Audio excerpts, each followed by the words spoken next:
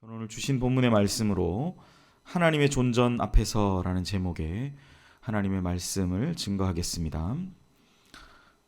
우리가 오늘 말씀을 통해서 보았지만 욥기 2장의 말씀은 욥기 1장의 말씀이 있기 때문에 욥기 2장이 있겠죠. 욥기 1장은 당연한 듯 익숙했던 욥의 풍성한 삶의 붕괴로부터 시작합니다. 욥은 이해할 수 없는 자신의 삶의 현실 앞에서 어리중절해합니다. 자신의 삶이 늘 질서정연할 것이라고 그렇게 욥은 생각했지만 당연할 것이라고 믿었던 그러한 세계가 무너지고 나니까 욥 자신의 삶은 온통 부조리함이라고 표현되는 그 한 가지 단어가 참 적절한 부조리함으로 가득한 그러한 것 자체가 되었다라는 것이죠. 부조리하다. 이 부조리라는 뜻은 도리에 어긋나거나 불합리한 일, 이런 뜻을 가지지만 욥이 맞닥뜨린 이런 실존적인 그의 삶에 드러난 이 부조리라는 것은 삶의 의미를 발견할 가능성이 없는 절망적인 한계 상황이다라고 할 수 있을 것입니다. 갑자기 삶이 무의미한 느낌이 들고 그동안 추구해왔던 모든 것이 부질없다는 생각에 사로잡히게 될 때 우리는 그 어떤 배신감 같은 것을 느끼게 되죠. 그것은 왜 그렇습니까? 우리의 삶이 모든 측면이 어긋나 있다라고 생각하고 우리는 판단하게 되기 때문입니다. 이러한 배신감 같은 상황, 여러 가지 복잡한 감정적 그런 뒤섞임 가운데 욥은 처해 있다라는 것입니다. 익숙하던 그런 자신의 삶이 돌변해서 이제는 이것이 정말 내가 지금까지 살아왔던 삶인가라는 그런 물음표가 욥에게는 있기 때문입니다. 낯설게만 느껴지는 것입니다. 그래서 욥기 2장의 시작은 1장에 나온 그 상황과 동일하게 시작합니다. 천상에서 하나님의 주재로 회의가 열리게 되었고 그 자리에는 1장과 마찬가지로 사탄이 참석하고 있습니다. 하나님은 사탄에게 너는 어디에서 왔냐 이렇게 물으시고 사탄은 땅을 두루두루 돌아 여기저기 다니며 왔나이다 라고 대답을 합니다. 그러면서 하나님은 약간 의기양양한 목소리로 사탄에게 네가 내 종 욥, 네가 1장에서 그렇게 시험했던 내 종 욥을 주위에서 보았느냐라고 물으시면서 세상에는 그런 사람이 없다라는 그런 인정과 평가를 하십니다. 그러면서 1장과는 다르게 하나님은 사탄을 혼내듯이 이제 말씀하시는 거죠. 2장 3절 하반절에 보면 네가 나를 충동하여 까닭 없이 그를 치게 하였어도 그가 여전히 자기의 온전함을 지켰느니라 라고 성경은 기록하고 있습니다. 그러니까 1장에 네가 내 종 욥을 네가 하라는 대로 해서 내가 이런 시련과 고난을 줬지만 네가 욥을 봤냐? 주위에서 봤냐? 그 사람은 내 앞에서 순전한 그런 마음을 지키고 그렇게 살아왔던 그런데 나의 순전한 종이다라는 인정을 하시면서 오히려 사단이 욥을 향해 공격하듯 하나님께 비아냥거리듯 하나님이 이렇게 해주시니까 욥이 이렇게 하는 거 아닙니까? 욥이 이렇게 잘 살게 해주시고 재정도 주시고 물질도 주시고 자녀도 잘 되게 하시고 하니까 욥이 이렇게 한 거 아닙니까? 라는 것에 대한 하나님의 변호라는 것이죠. 1장에 마귀가 사단이 그렇게 욥을 그래서 다 네가 해봐라. 네가 하고 싶은 거 다 해봐라. 그랬는데 어떤 결과냐? 그가 순전한 믿음을 지키지 않았냐라는 것이죠. 그것이 2장 3절 하반절 네가 나를 충동하여서 까닭없이 그를 치게 하였지만 그가 여전히 하나님 앞에서 자기의 순전함, 그 온전함을 지켰다라고 하나님이 이 욥을 인정하고 계시다라는 사실입니다. 참 이것 하나만 봐도 욥은 이걸 몰랐겠죠, 그죠? 천상에서 이런 회의가 있는지, 자기가 이 왜 이런 고난을 당하는지 욥은 아마 전혀 몰랐을 것입니다.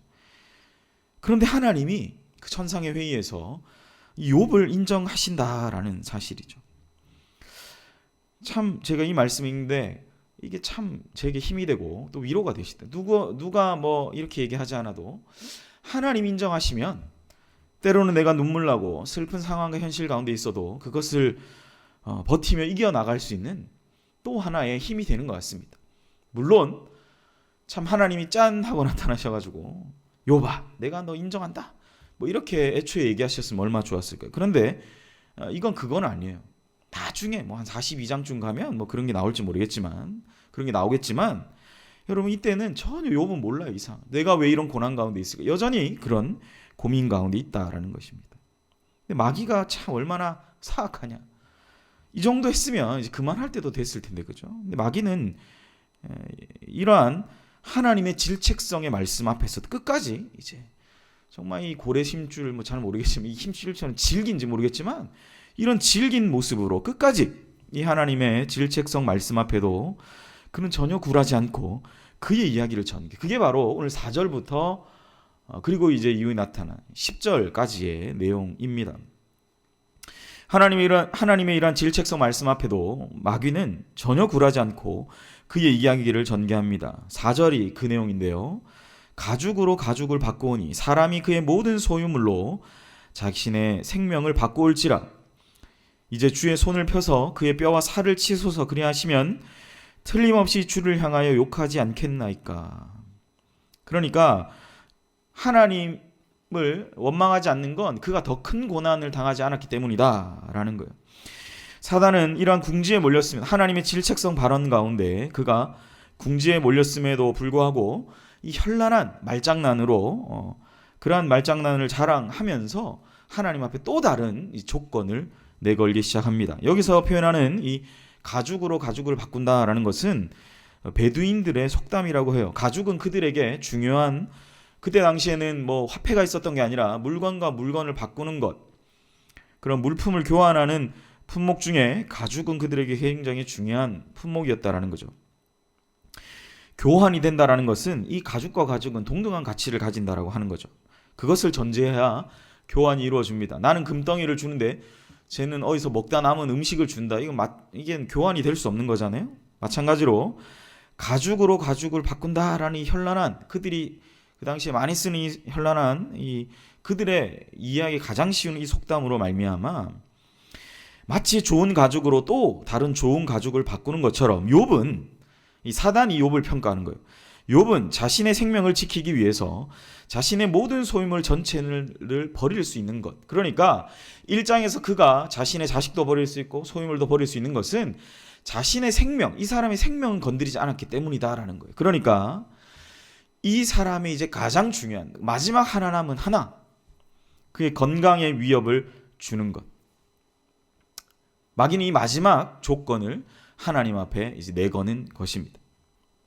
타락한 인간이 가죽으로 가죽을 바꾸는 것처럼 사람은 위기에 봉착하게 될 때 자기가 지금까지 지켰던 모든 삶의 원칙이나 신앙 따위는 헌신짝처럼 버릴 수 있는 것이 사람이다라는 거예요. 그러니까 하나님이 욥을 바라보는 관점과 마귀가 욥을 바라보는 관점은 완전히 다른 거죠. 하나님은 봐라 욥이 얼마나 순전하냐라는 인정받는 믿음인데 마귀는 끝까지 그의 마지막 허물을 붙들고 그것을 끝까지 이제 깨물어 뜯으면서 이 욥의 마지막 그 미천과 같은 것을 다 이제 드러내는 작업을 수행하는 겁니다. 그게 뭐냐? 그게 뭡니까? 5절. 이제 주의 손을 펴서 그의 뼈와 살을 치소서 그리하시면 틀림없이 주를 향해 욕하지 않겠나이까? 이게 마귀는 늘 이런 식이에요. 욕할 것입니다는 안 해요. 마귀가 처음에 그 선악을 알게 하는 나무 뺏어 먹을 때 그랬잖아요. 네가 죽지 아니할까 하노라 뭐 이런 식의 의문형의 그런 표현을 씁니다. 욥에게도 똑같아요. 주의 손을 펴서 아니면 나한테 그 권한을 허락하시면 그의 뼈와 살을 건강을 이제 치십시오. 그러면 그가 틀림없이 주를 향해서 욕할 것이지 않겠습니까? 라는 의문형으로 이 말씀을 마치고 있습니다. 타락한 인간은 교환할 수 있는 것이면 언제든지 교환하는 그런 간교한 자임, 그것을 전제하고 있는 거예요. 그리고 지금까지 내가 지켜왔던 모든 삶의 원칙이나 신앙의 가장 중요한 부분까지도 다 버리고 어차피 하나님이 날 버린 것 같은데 에이 나도 모르겠다, 갈 때까지 가자, 이렇게 하는 게 사람이다 라고 또 하면서 또다시 마귀는 욥을 향해 이 공격의 화살을 돌린다라는 거죠. 속담까지 인용하면서 자신의 말에 신빙성을 더하면서 끝까지 욥을 향해 공격하고 있다라는 것입니다. 사단은 욥의 영혼을 끊임없이 나락으로 끌어내리기 위해서 온갖 술수를 부리고 있음을 우리는 본문의 말씀을 통해서 알 수 있습니다. 너무나 참 하나님 앞에 가면 제가 참 여쭤보고 싶은 건데, 이런 집요한 사단의 집요함 가운데 하나님이 오늘 본문을 보면 한 번 더 넘어가신 거죠. 한 번 더 넘어가셨어요. 그래서 하나님께서 좀 단호하게 맺을 건 맺고 끊을 건 끊어주셨으면 좋을 텐데 하나님은 사탄의 이 2차 공격을 허락하세요. 이 참 이해가 안 되죠. 왜 허락하셨을까라는 의문이 남습니다. 근데 하나님이 허락하세요. 6절, 내가 그를 네 손에 맡기노라. 그러나 다만 그의 생명은 해하지 말라. 너무나 놀라운 것은 사단의 공격이 아주 신속하고 정밀하게 바로 착착 진행되는 것이 그 다음 절부터 바로 나타나요. 그가 욥을 치자 욥의 발바닥부터 정수리까지 이제 종기가 났다라고 성경은 기록합니다. 가려움과 고통이 묘하게 뒤섞여서 그를 괴롭힙니다. 욥은 혹시나 자신의 잘못 때문인가 싶어서 제 가운데 앉아서 질그릇과 같은 조각 날카로운 것을 들고 그 몸을 긁어요.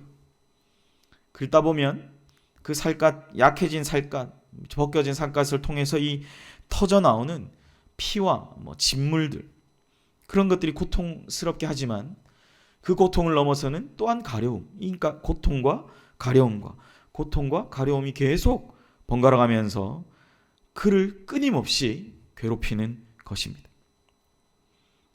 이러한 고통은 욥이라는 한 사람이 지금까지 딛고 서 있었던 모든 신앙적 토대를 가차없이 다 무너뜨리고 있습니다. 고통에 사로잡히는 그 순간 욥은 1장에서 경험했던 그의 일상, 그것이 무너지는 것을 또 한 번 또 경험하는 거예요. 내가 살았던 모든 세계가 다 붕괴되고 무너지면서 오로지 그 안에 엄청난 공허함과 무의미함만 남게 된다라는 것이죠. 저는 그래서 이 말씀을 볼 때 너무나 안타까운 이 8절의 말씀이에요. 욥이 제 가운데 앉아서 질그릇 조각을 가져다가 몸을 긁고 있다. 그러니까 제 가운데 앉아 있다라는 표현은 사실은 구약 성경에 이 제 가운데 앉아서 보통은 죄를 뿌리면서 이렇게 신학교 때 이렇게 죄를, 네가 하나님 앞에 죄를 뿌리며 회개해야 된다, 이렇게 이런 표현을 저리 썼는데, 이 표현은 구약에 많이 나오는데요. 이건 이제 자신의 잘못 때문에 혹시나 내가 이 고난을 당하는가, 그래서 하나님 앞에 제 가운데 앉아서 이제 회개하는 하나의 그런 표현입니다. 너무 슬프지 않습니까? 욥은 이게 왜 당하는지 모르는데 자신은 제 가운데 있는 거예요. 혹시 내가 내 잘못 때문에 내가 지금 이 자리에 서 있나, 내가 이런 고난을 당하나, 내 자식이 그렇게 다 죽었나, 내 물질을 다 잃었나, 내 건강이 이렇게 상했나, 내가 하나님 앞에 도대체 무슨 잘못을 했지? 여러분, 이러한 욥, 이런 무너져 자신의 믿어왔던 모든 세계가 무너지는 욥의 이 현실태, 이러한 고통과 질병과 모든 것을 상실함 가운데 스스로 자책하고 있는 욥의 모습을 사실 제 가운데 앉아있다라는 표현 하나에서 우리는 느낄 수 있다라는 것입니다. 뭔가 내 삶에 문제가 있어서인가라는 것이 바로 자책이죠. 스스로를 완전 무너뜨리는 것. 그래서 이제 욥은 이 제 가운데 앉아 있습니다. 참회의 몸짓이죠. 하나님과 사탄만 아는, 천상의 회의에 참여한 자들만 아는, 그는 욥은 무엇이 어디서부터 잘못되었는지 알지 못합니다. 다만 내 자신의 부족함과 내 연약함 때문인지 그것을 절감하며 그 가려움과 또한 진물이 터지는 고통 가운데 있을 뿐입니다. 사랑하는 여러분, 오늘 본문의 욥을 보게 될 때 여러분은 어떤 마음이 드십니까? 왜 도대체 내게 이런 일이 일어나야만 하지 않나? 라는 것이 여러분 혹시나 다른 사람에 대한 비난의 화살이나 그러한 말들로 화살을 당겨서 혹시 활시를 놓지는 않으십니까? 왜 도대체 내게 이런 일이 일어나야만 하지? 이러한 고민과 갈등 가운데 여러분의 고민의 깊은 밤을 혹시나 보내고 계십니까? 참 안타까운 것은 욥의 이러한 상황 가운데에서 욥은 누군가에게 비난의 화살을 돌리지 않았어요. 하나님이 인정하시는 그 믿음. 오히려 9절에 보면 욥의 아내가 욥이 당한 고난을 보면서 오히려 비난의 화살을 그에게 날리죠. 말이라도 예쁘게 하면, 제가 수요 예배 때도 했는데 말이라도 참 예쁘게 하면 얼마나 좋을까라는 생각이 듭니다. 9절에 그의 아내가 그에게 이르되 당신이 그래도 자신의 온전함을 굳게 지키느냐. 그 뒤에 표현이 참 기가 막히지 않습니까? 하나님을 욕하고 죽으라. 그러니까 하나님을 욕해라도 아니고 하나님을 욕하고 그냥 죽어라. 여러분, 이게 너무나 안타까운 말이죠. 이 말은 사실 욥이 해야 가장 합당한 말인데, 그죠? 욥이 세상을 향해서, 아니면 하나님을 향해서, 아니면 이 일이 벌어진 어떤 대상을 향해서, 자신의 재산을 뺏어간 그 갈대아인들을 향해서 1장에 나오죠.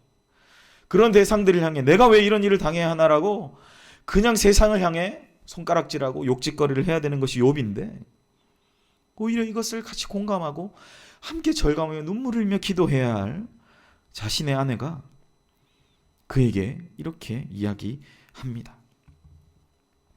또 한 번 무너짐을 경험하게 되는 것이죠. 어쩌면 예수님도 이러한 고민과 갈등 속에서 살아간 그러한 분이 아니신가라는 생각을 들어요. 십자가에 달리시기 전 그날 밤에 그 겟세마네 동산에서 기도하신 주님의 모습이 아무 말도 할 수 없고 아무런 표현도 할 수 없는 그 예수님의 모습이 그것을 욥이 보여주는 것이 아닌가라는 생각을 합니다. 어떤 이유가 있어서 고난당하는 것이 아니라 어쩌면 고난의 또 다른 이유와 그것이 가시는 또 하나의 얼굴은 그것이 그저 하나님의 뜻이기 때문에 우리 가운데 거한다는 것. 그것이 예수님이 보여준 고난과 어쩌면 욥이 당하는 그런 고난의 또 다른 하나의 모습이 아닐까요? 하나님 앞에 항거하는 것이 아니라 하나님의 뜻이 있겠지. 하나님의 또 다른 고난도, 이 고난을 주심도 또 하나님의 또 다른 하나의 표현이겠지라고 생각하며 나아가는 그러한 욥의 또 하나의 침묵이 사실 어쩌면 오늘 본문에 드러난 또 하나의 욥의 모습임을 우리는 생각해 볼 수 있습니다. 그냥 그것을 감내하고 그냥 그렇게 나아가고 있는, 그렇게 침묵함, 입을 닫고 나아가는 그러한 욥의 모습 가운데 우리는 또 하나의 신앙의 모습을 찾아야 될 줄 믿습니다. 특별히 오늘 말씀 앞에서 그러한 하나님의 존전 앞에서 이 욥의 모습과 같이 그렇게 나아가는 저와 여러분 되시기를 주님의 이름으로 축복합니다. 그래서 여러분, 이 10절에 이 말씀이 참 기가 막힌 사실 말씀입니다. 그가 이르되 그대의 말이 한 어리석은 여자의 말 같도다. 우리가 하나님께 복을 받았은즉 화도 받지 아니하겠니. 이 기가 막힌 말 아닙니까? 하고 이 모든 일에 욥이 입술로 범죄하지 아니하니라. 사랑하는 여러분, 오늘 본문의 욥처럼 하나님이 우리 인생을 복을 주시고 또 화도 주시는 분이심을 인정할 수 있는 그러한 저와 여러분 되시기를 주 예수님의 이름으로 축복합니다. 하나님의 존전 앞에서 그 임재 가운데 거하는 그 기쁨이 어떤 것인지를 알고, 때로는 우리의 고통과 아픔 가운데서도, 정말 견딜 수 없는 그러한 환경과 상황 가운데서도 하나님의 뜻이 있겠지라고 나아가시는 그런 우리 사랑하는 이 저녁에 기도의 제단을 쌓는 우리 모든 주님의 백성들 되시기를 축복합니다. 그래서 오늘 욥기 2장의 말씀은요, 1장에서 본 욥의 고난 더하기 또 다른 고난입니다. 그런데 그 이유에 대해서 욥은 전혀 알지 못합니다. 하나의 이유가 있다면 자기 스스로를 자책하는 모습밖에 없어요. 제 가운데 앉아서 내가 회개할 것이 있는가, 그렇게 하는. 근데 사실 실제는 그게 아니잖아요, 여러분. 욥은 마음이 약해져서 그냥 그렇게 있는 거예요. 하나님의 그 존전 앞에 서 있는 성도의 모습을 발견합니다. 그저 그가 당한 그 상황만이 드러나 있습니다. 어처구니 없는 그 상황 가운데, 자신이 믿었던 모든 세계가 붕괴되는 그 상황 가운데에서도 그는 그저 그 하나님 앞에, 그 하나님의 존전 앞에서 그저 말없이 자신이 당하는 그 고통 가운데 눈물 흘리며 그의 아픈 병증을 품고 하나님께 나아가는 이 욥을 깊이 생각하시는 오늘 복된 이 저녁의 시간 되시기를 바랍니다. 욥의 이 모습을 통해 우리의 모든 연약함을 짊어지시고 십자가에 달리신 예수 그리스도, 우리를 위하여 자신의 목을 다 내어놓아 십자가에 모든 피를 다 흘려주신 그 십자가에 달리신 예수 그리스도를 의지하시며 오늘 이 밤에 기도의 자리에 나아가시는 우리 귀한 연육의 모든 주님의 백성들 되시기를 축복합니다.